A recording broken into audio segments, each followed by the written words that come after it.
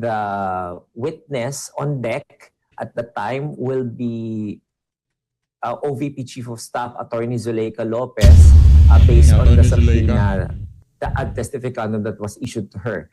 And then on Wednesday, July 15, sa lagay ho na yan, ini-impeach pa ho nila itong si VP Sara. Palakpakan ho tayo mga kababayan sa mataas na puntos na nakuha nitong si VP Sara sa pinaka-latest na survey na ilinabas ng Publicus Asia. Palakpakan ho natin itong si Vice President Sara Duterte. At ang ating mga kababayan na talaga namang napakatindi ang pagsuporta dito kay VP. Isang like at isang subscribe. Masaya na ho tayo dyan at sa mga gusto sumali sa ating community, yung join button na dyan lang ho sa baba. Pakinggan ho natin itong si Ma'am Cora Guidote kaugnay dito sa ilinabas na survey na to sa kasagsagan ng impeachment trial laban dito kay VP Sara dyan sa Senado. Panoorin ho natin ito mga kababayan. Good. Ayon sa Publicus Asia, ang net trust rating ni BBM ay -27 na lang. Grabe yan ha. Sobrang baba na yan. At ang ibig sabihin... Grabe, -27, napakababa ho niyan mga kababayan. Pero sa tingin ho natin, okay lang ho yan kay Marcos Jr. kasi ang target naman talaga niya, yung amats niya. Basta mataas yung amats niya, yung approval at trust rating niya kahit mababa, okay lang yun, di ba? Basta importante yung amats niya mataas, di ba? Yan talagang napakaraming Pilipino ang wala ng tiwala sa ating Pangulo ngayon at sa kanyang pamamahala. Kasi ang trust ay mas mabigat kaysa sa approval rating dahil ang tiwala, pag nawala yan, mas mahirap balikan o ibalik, ano? Kasi kailangan mo talaga i-prove na kaya mong panindigan lahat ng mga sinasabi mo. Ang problema, napakalala na ng sitwasyon ng ating ekonomiya, tapos puro politika pa rin ang pinag-uusapan nila. Malaking panghihinayang yan para sa akin kasi alam natin na nanggaling sa napakataas na trust rating nung nanalo si BBM nung 2022. So parang ang laking pag-aaksaya ang ginawa niya doon sa pagtitiwala sa kanya ng mga Pilipino noon. So kung ginamit niya yun para mapaunlad ang ekonomiya at malinis ang kanyang pagpapatakbo ng gobyerno. Sana nanatili na mataas ang kanyang trust rating. Pero ngayon na nakikita natin na -27 na ito. Ang ibig sabihin lamang yan ay talagang inaksayan niya ang pagtitiwala sa kanya dahil sa mga nakita nating mga anomalya, mga korupsyon na nangyayari na parang ngayon lang nangyari sa Pilipinas yung ganyang kalaking kalala na korupsyon. Korupsyon, grabe no. So, yan, talagang malaking panghihinayang ang nangyayari at saka sayang talaga yung oportunidad na binigay sa kanya ng taong bayan. Yung palakpakan natin itong si Ma'am Cora Guidote, no? Isa sa mga pinapakinggan ho natin yan ngayong mga panahon na to. Ngayon naman, press con ho nitong si Attorney Reggie Tunggol. Siya ho ang tagapagsalita ng impeachment court. Pakinggan ho natin. Inaasahan daw na araw-araw nang pupunta sa Senado itong si VP Sara habang isinasagawa ang impeachment trial. Medyo matagal-tagal ho yan sa loob ng ilang buwan. 7 buwan, tuloy-tuloy o 7, 6, 5, hindi natin alam kung gaano katagal nasisiraan itong si VP Sara ng prosecution dyan sa impeachment court. Pakinggan natin itong si Attorney Reggie Tunggol. Na po at lunes na yung pag-sumundi for. Maybe ask lang sir, ano yung mga inaasahan naming mangyayari for next week, yung day 4 hanggang day 6? Since si Yoko A na reporter diyan sa sa tawag dito diyan sa Senado, si Mean Los Baños, no? Then doon sa mga OA, yung feeling entitled pagka nagtanong gusto nila para silang Diyos na pagka tinanong dapat kakagyat sasagutin sila ng mga tinatanong nila. Isa siya doon. Tapos na po yung ating week 1. Okay. On Monday, July 13, 2026 at 2 p.m., both both parties, both panel of prosecutors and the defense must submit formal memoranda on the BIR record subpoena and subpoena for the AMLC and the bank records. The witness on deck on that day is Attorney Jeremy Lotok by the prosecution. And on Tuesday, July 14, the witness on deck at the time will be OVP Chief of Staff Attorney Zuleika Lopez based on the Attorney Zuleika. subpoena, the ad testificandum that was issued to her. And then on Wednesday, July 15, the witness on deck is the presentation of Captain Belinda Bello, and there will be oral argument on the bank deposits and BIR document subpoenas, which 10 minutes will be given for both sides to argue their positions based on the memoranda that they filed, and 3 minutes for rebuttals. So that is what's going to happen next week. Okay, but last week, itong week na nagdaan, attorney, for 3 days, isang witness lang tayo eh. So do we take it na, since sinabi niyo po per day kung sino, on July 13 ay matatapos ang presentation at cross-examine ni Attorney Lotok? That depends on the panel of prosecutors and the defense as well. Of course, that is just a schedule that is ideally proposed, but as you have seen with the first witness, NBI agent Kalilong, it took a little time for them to finish the presentation of their direct examination.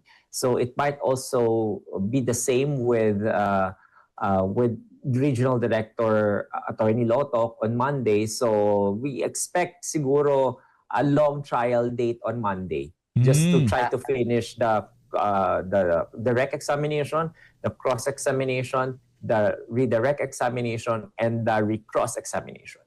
So that's something that we can expect next week, attorney. Hindi na tayo matatapos ng mga 5:30 or 6. Mukhang talagang hanggang, anong latest po ng tapos natin possible po?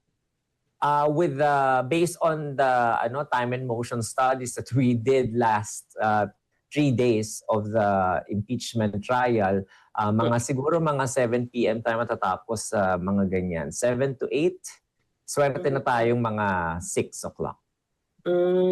So wala pa rin pong kasiguraduhan pala, attorney, na kakayanin ang one witness matapos in 1 day. Depende pa rin sa dalawang kampo. Hindi, pwede naman yun, Ate Mayan, no? Pwede naman yun, basta sabihan yung prosecution. Pagka babanggitin nila yung katagang gugurgurin, dapat sabihin mo sa kanila, bilisan nila ng konti. Yung tipong di sila nagpo-post. Masyado nilang ine-emphasize yung mga gugurgurin, di ba? Ipapagurgur, ganon sila eh. Kaya tumatagal tayo, hindi naman kasalanan ng defense, kasalanan ng prosecution. Nakita yung nag-cross-examine, simple pero napakita ho ng defense na hindi ho talaga reliable yung witness na yan. Hindi ho siya expert witness. Di ba? Competent pero hindi expert. Pero si Ping, di ba? Talagang build up siya. So expert ka nga. Alam mo yung software. So expert ka nga. Okay, expert. Palapakan natin yung expert. Well, like with anything in this world, wala na pretend. So, depende talaga yan doon sa bilis ng pagtatanong, bilis ng pagsagot, at yung bilis din ng proseso na mailatag ng prosecution yung kanyang ebidensya. Like in any court proceedings, at kahit naman kayo na nasa Senate beat kayo, kahit na schedule na agenda for the day sa plenaryo o sa komite, hindi naman talaga natatapos lagi-lagi yan, no? We will all endeavor to finish everything on schedule. However, there might be circumstances that will need to have the day extended or even continued the next day. Kasi ang mas mananaig talaga dito, sa ating mga kababayan is yung lumabas talaga yung katotohanan at fully mailabas yung ebidensyang dapat ilabas.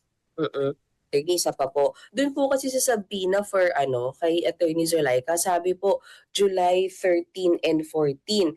Yes. Pero sabi niyo po si Jeremy Lotok po ang 13. So, Yes. tama po ba 14 lang namin inaasahan si Attorney Zuleika, hindi po sa Monday? Yes. Tama yun. So no Attorney Zulaika on Monday? Of course, Wala nga, di ba, Attorney Lotok, tapos kung matatapos si Attorney Lotok, si Attorney Zulaika sa Monday, doon natin Tuesday. makikita kung si Attorney Zulaika will be heeding kung tatalima siya doon sa subpoena, pero pinapatawag siya base doon sa subpoena na inilabas ng 2 araw. So dapat kung na-receive niya na yon, nakita niya na yon, baka punta na siya ng Lunes. At kung hindi man siya makapunta ng Lunes, meron pa siyang Tuesday para makapunta at humarap sa impeachment court. Pero tama ba, Attorney, kahit pumunta siya ng Monday, hindi siya possible. Tatalima siya doon sa subpoena. Pero pinapatawag siya base doon sa Sino subpoena to? na inilabas ng 2 araw. Sir. Hello? Ayun. Attorney, tama ba? Kahit po ipatawag siya ng Monday, hindi po siya isasalang sa Attorney Tama Zulaika. ka dyan. Tama ka dyan. Dahil ang nakaschedule talaga ng Lunes ay si NBI Regional Director Loto. Okay. Attorney, isa na lang sa akin kay Attorney Zulaika Lopez. Pwede pong pa-explain sa amin mga hindi abogado. Paano po ba yun? Kasi definitely, siya po ay kakampi or nasa kampo ng VP. Pero pinatawag po siya ng PROSEC. Paano po siya makakatulong sa PROSEC kung alam natin na kay VP camp siya? I think hindi ako yung pwede yung tanungin dyan. No? Dapat yung prosecution kasi sila yung nagpapatawag. Pero ang mabibigay ko lang sa inyo is yung alam ko kung saan ka patungo, no? Dahil naitanong na rin naman sa akin yan ng ilang beses kung ikukonsidera ba siyang hostile o hindi. Yes. No? Hindi kasi pwedeng gumalaw ang korte ng walang motion sa either party na ideklara ang isang testigo na hostile. At yung pagiging hostile witness, ito ay may formality sa batas. Ibig sabihin nito, merong pagkakaiba sa pagpepresenta ng isang ordinaryong witness at saka ng hostile witness.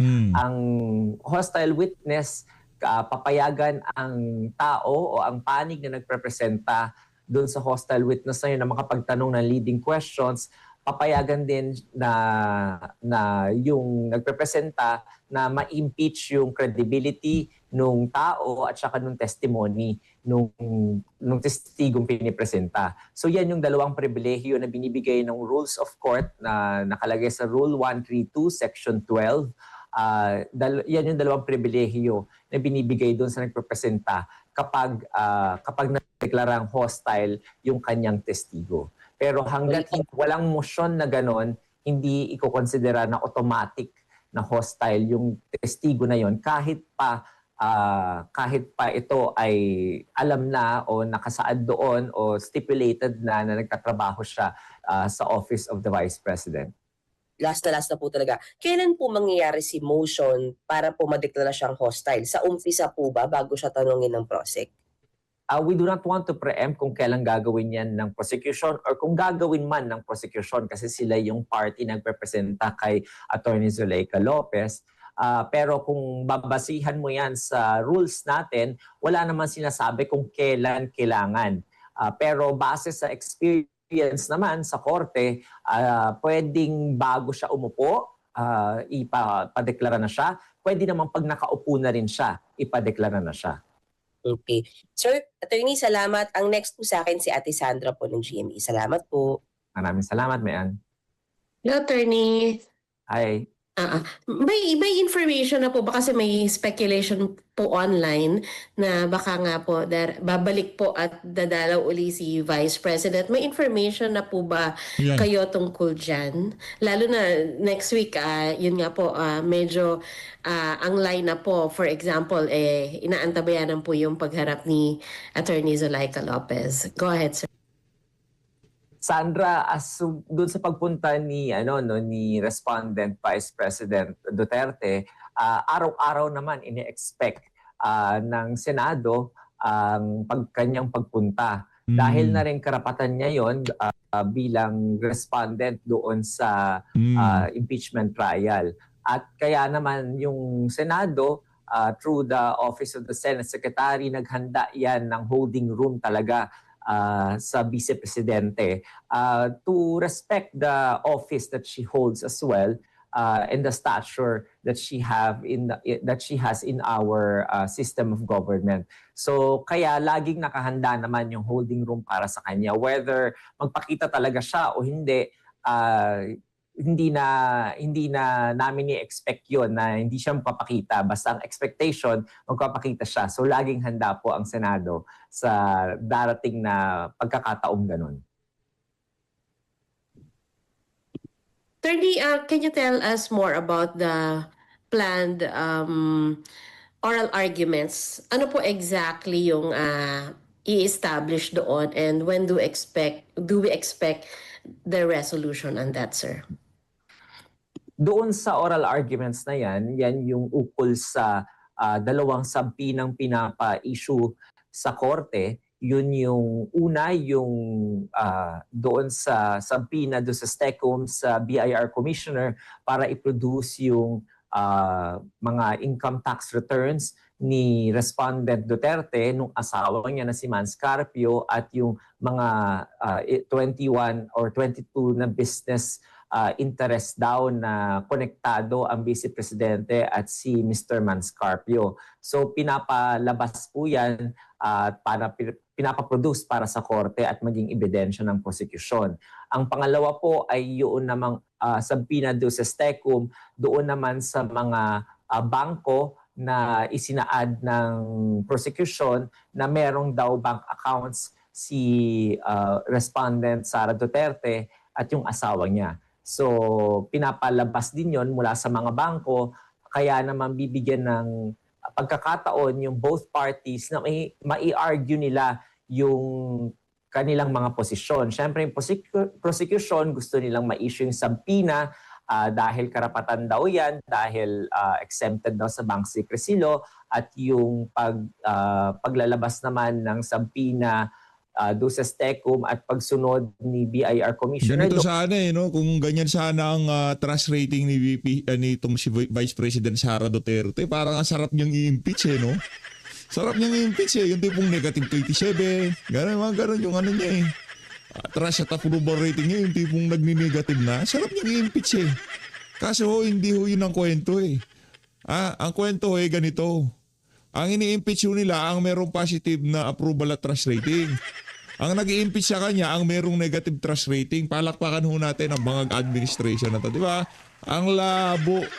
Ang bihira. Doon, dapat daw exempted din yun. So, yun yung tatalakayin ng prosecution. Sa kabilang panig naman, sinasabi nila na hindi dapat labagin yung tax code, yung Section 270, na dahil wala naman daw utos mula sa palasyo na ilabas yung mga tax records na yon. Dahil yun lamang po yung exception doon. At saka yung nasa Section 70 po yata yun, or Section 80 ng tax code din, na kapag in aid of legislation, pwedeng ilabas in executive session yung tax records na yon. Pero dahil hindi nga to in aid of legislation, magiging walang exception doon sa paglalabas na yon. Doon naman sa mga bank records, ang sinasabi naman doon ng depensa, ayon sa kanilang answer to at saka sa pre-trial brief, yung sinasaad ko lang sa inyo, ayon naman sa depensa, confidential din yun at hindi daw kasama yung mga panahon na hindi daw kasama dapat yung si Mr. Mans Carpio sa pagpapalabas ng records na yon dahil hindi naman daw siya impeachable official, at saka yung mga dates daw na hinihingi ng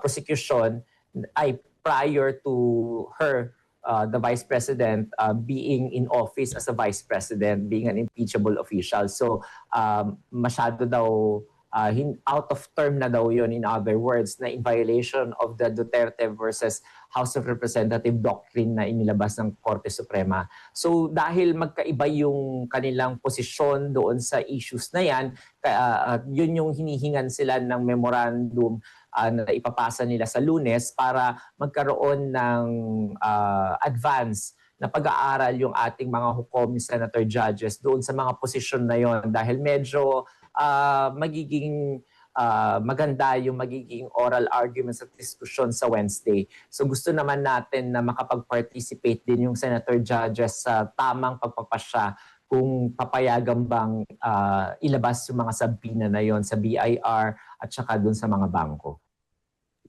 Attorney, can we expect po na yung presiding officer Ako, siguro gusto kong mangyari dito sa impeachment na to. Gusto ko mag-walk out. Yan, gusto ko mag-walk out yung prosecution. Pagka hindi napagbigyan ng kanilang kagustuhan, gusto ko mag-walk out sila. Tapos wag na sila bumalik. Hindi, wala lalabas sa isa EDSA. Walang ganon.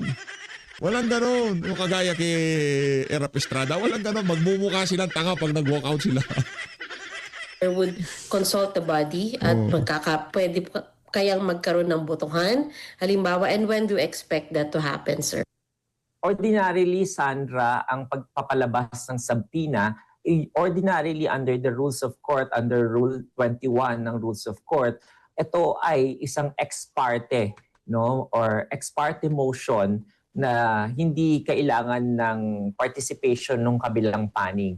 Dahil ex parte to, tinatawag natin tong non-litigious motion. So usually i-issue lang yan. Kaya nga nung Lunes, last Monday, the impeachment court was actually ready to issue the subpoena already to the BIR commissioner and to the banks and to the Anti-Money Laundering Council. However, since it was manifested by Counsel for Prosecutor, a House Panel of Prosecutor Jokno, na they actually amended their request for subpoena, kaya naman nagkaroon ng gantong delay sa pag-issue ng subpoena na yon at hiningi naman ng depensa na makapag-comment sila. So kaya dahil sa agreement na yon ng both parties, kaya tayo magkakaroon ng gantong schedule ng memoranda at saka oral arguments.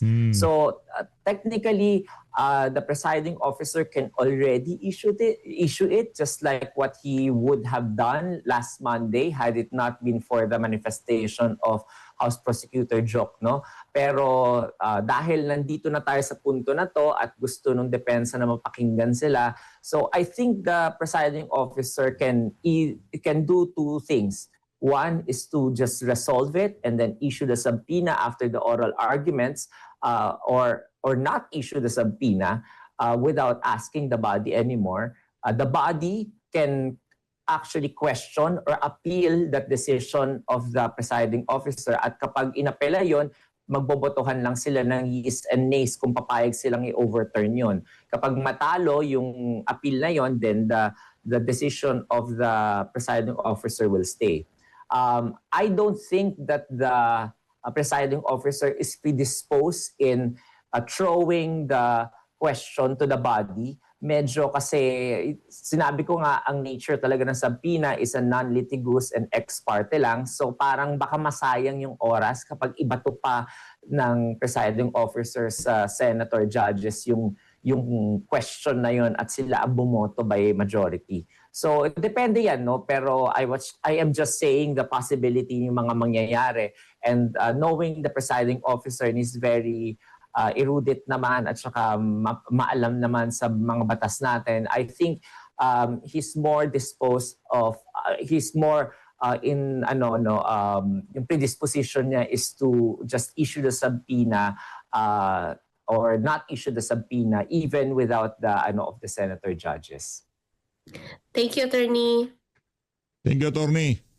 Attorney, next po si Ate Nympha kung nandyan po siya. Ang sumasalansan pala itong si Mian, si Ate Mian ang sumasalansan diyan sa press con na to. Aba, matindi siya ang nagpapapasok. Oh. Hi, Attorney. Opo, Attorney, yun lang, merong Facebook post kasi si Senator Robin Padilla, diniscuss niya yung tungkol sa mga video, yung kung alin ang original, alin ang raw. Hindi ba yun sakop ng sub judice rule? Naku. Pag binasa niyo po yung Rule 18 ng ating Senate Impeachment Rules, hindi po pinapayagan yung senator judges at saka po yung ating mga House prosecutors at yung mga defense counsels at pati na rin po yung mga private counsels o counsel for prosecutors na magsalita ukol po sa merito ng kaso. Attorney, baka hindi pa kayo nakakapasyal sa YouTube channel ng House of Representatives. Pagkatapos ho ng kada trial, dyan sa Senado, nagpapapress con ho sila. At hindi naman ho sila nagchichismisin doon. Pinag-uusapan ho nila impeachment nitong si VP Sara, okay? Oh, baka nakalimutan, baka hindi lang updated itong si Attorney Reggie Tunggol, ha? So, yun po yung malinaw lang sa Senate impeachment rules. Hindi ko po sinasabing may paglabag si Senator Judge Robin. Hindi po ako senador para mag-make ng determination pong ganon.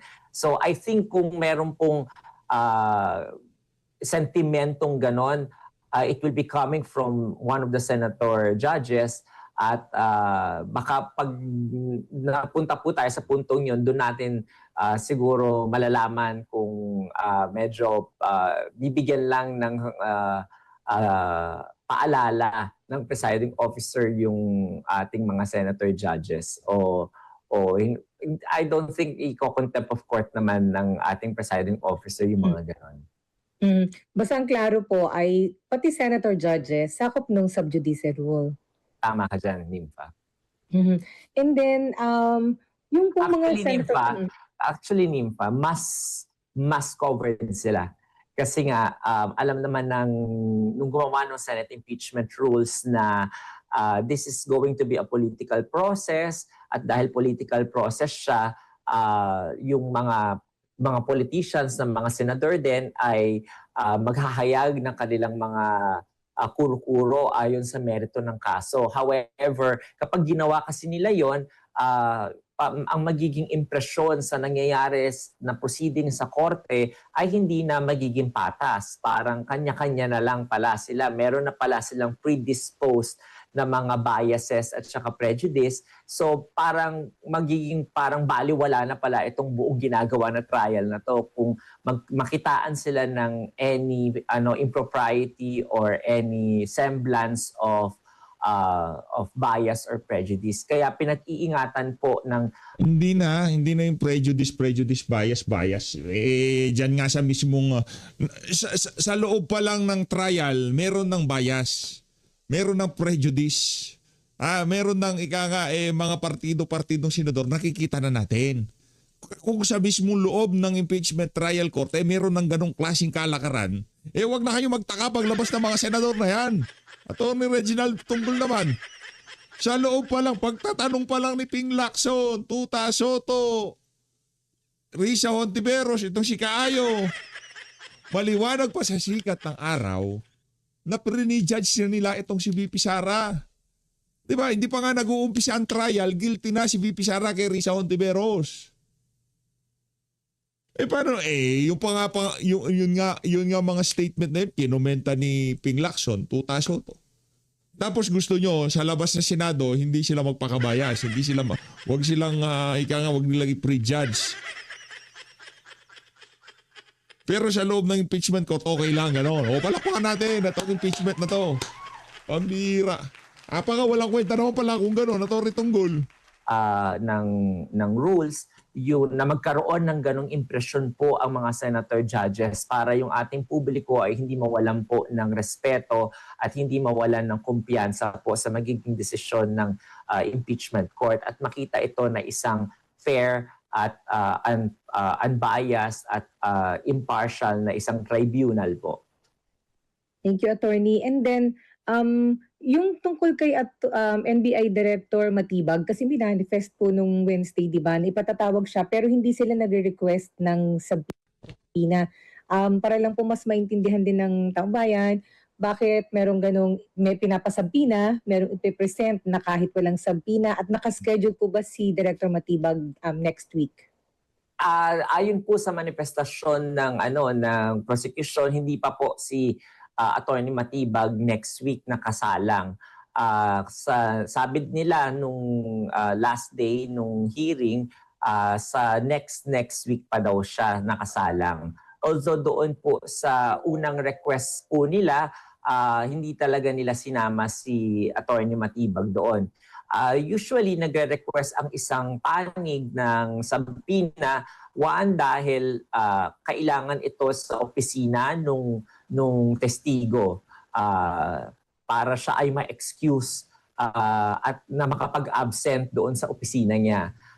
Pangalawa, kapag yung testigo ay medyo may agam-agam sa pagpunta at hindi talaga o natatakot sa pagpunta, kinakailangan siyang pilitin o i-compel ng isang korte na papuntahin doon through compulsory process of subpoena ad testificandum.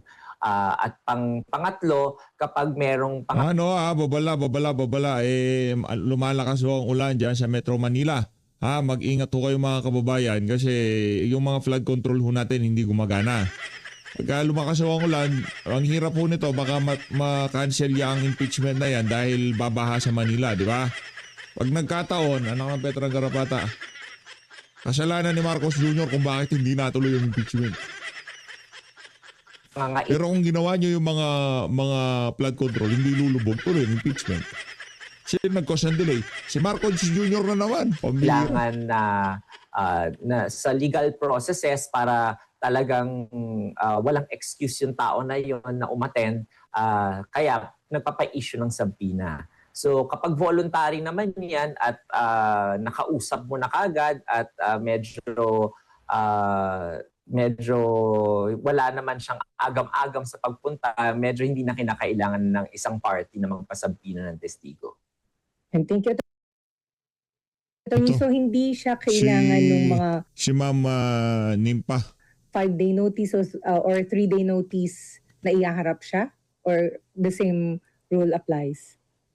Na ilagay siya doon sa list of witnesses nung na ipinasa ng prosecution last Wednesday. Nag-file sila ng mga list of witnesses nila. At apat yung nilista nila at kasama doon si Attorney Matibag. Kaya nila sinabi yon na hindi iuupo this week si Attorney Matibag dahil nga naurong tayo ng isang witness which is si Attorney NBI Regional Director Lotok, di ba? So kung hindi tayo naurong ng isang araw na yan, doon sa tatlo na yon na minanifest nilang iuupo this week, kasama doon si Attorney Matibag. Pero dahil naurong nga, minanifest nila apat yung binigay nilang pangalan, pero minanifest nila in open court na sa next week pa si Attorney Matibag. Thank you po, Attorney. Thank you po.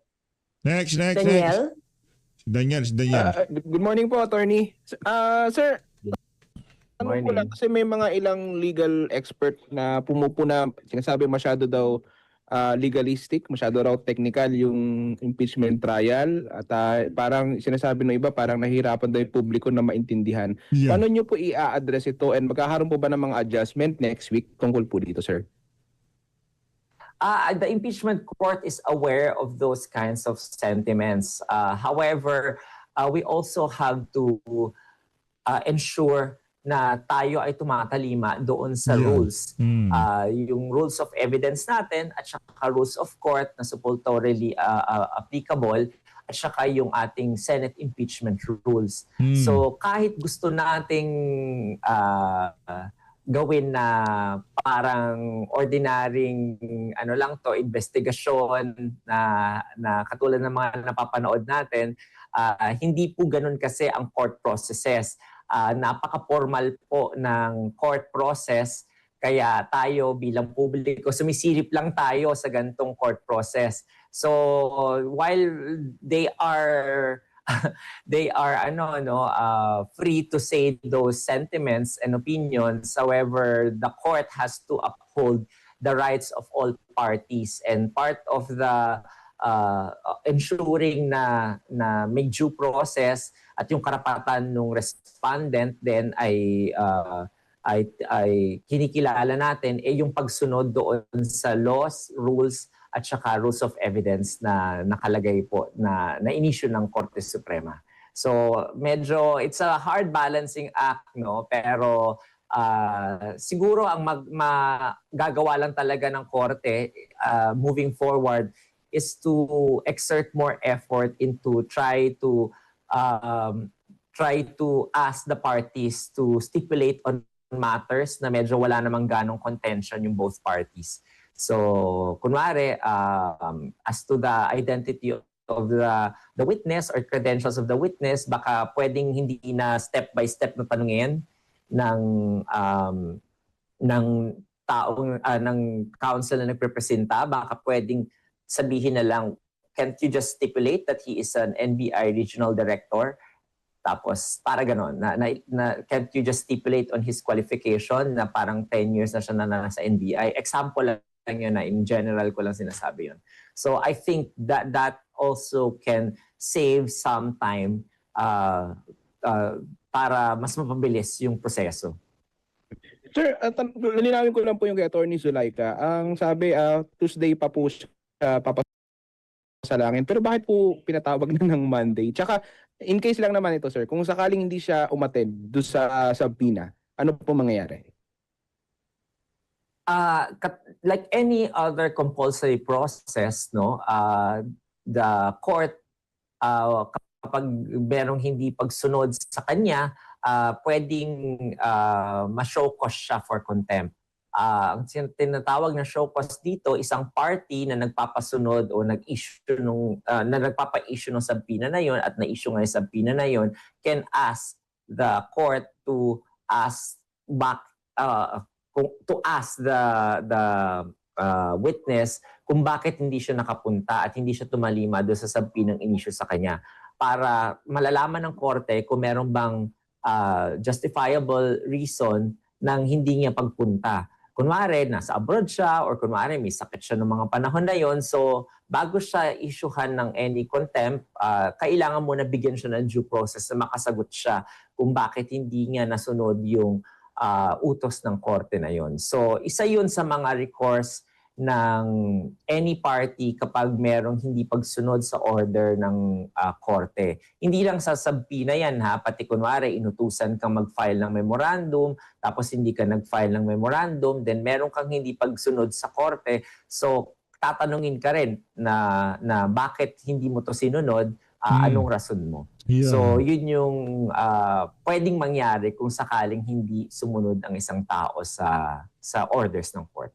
Yun. Sir, last na lang. Yung bang pagpunta niya sa Senate po kahapon, paiwating na po ba yun na pupunta po siya sa Lunes?